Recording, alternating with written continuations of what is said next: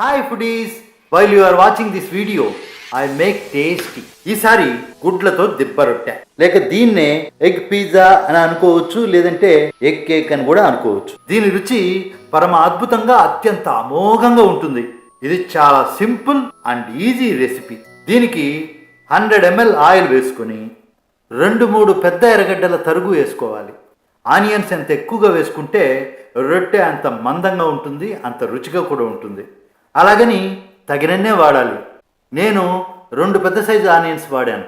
చిన్న మంటలో golden brown colour వచ్చేంత వరకు వేపుతూ ఉండాలి. తరువాత ఓ స్పూన్ ఉప్పు వేశాక కాస్త వేపి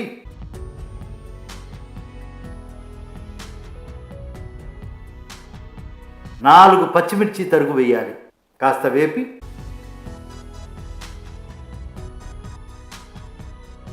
కరేపాకు రెబ్బలు వేసుకొని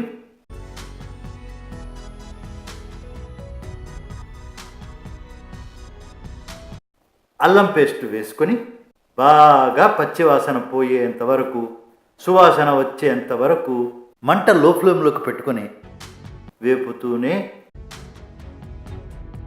ఎండుమిర్చి పౌడర్ ఓ స్పూన్,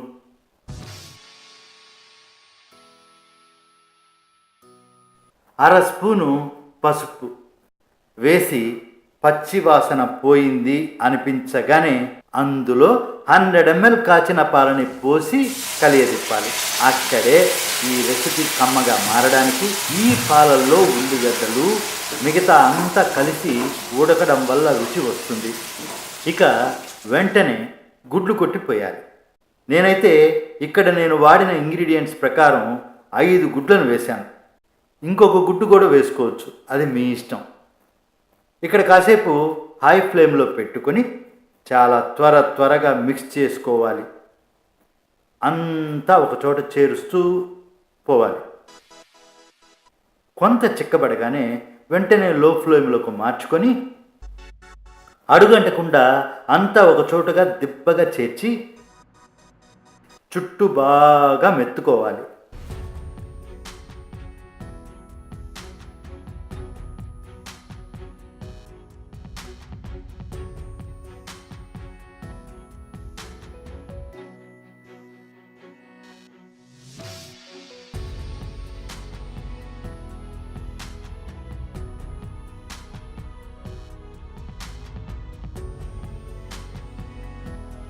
తర్వాత చుట్టూ రౌండ్ నూనె, నాకు తెలిసి ఓ 50 ml పట్టచ్చు, పోసి మూత పెట్టి ఓ 10-15 నిమిషాలు ఉంచిన తర్వాత తీసి చూసామంటే బాగా ఉడికిన రొట్టె, గుడ్ల రొట్టె. దోశ గరిటెతో, అంటే అది చాలా ఫ్లాట్గా ఉంటుంది, దానితో చుట్టూ తిప్పుతూ అడుగుదాకా గరిటె పోనిస్తూ బాండీలలో రొట్టె వేరయింది అన్న తరువాత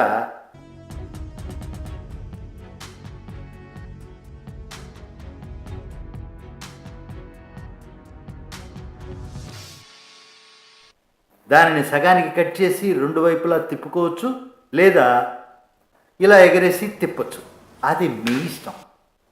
రెండో వైపు వేగేంత వరకు ఉంచి 4గా కట్ చేసి సర్వ్ చేసుకోవడమే. దీన్ని వేడి అన్నంలోకి కలుపుకొని, లేక పప్పు సాంబార్ రసంలోకో నంచుకొని కడుపు నిండా తృప్తిగా భోంచేసేయచ్చు. ఈ వీడియో నచ్చినట్లయితే లైక్ చేయండి, షేర్ చేయండి, సబ్స్క్రైబ్ చేయడం మాత్రం మర్చిపోకండి.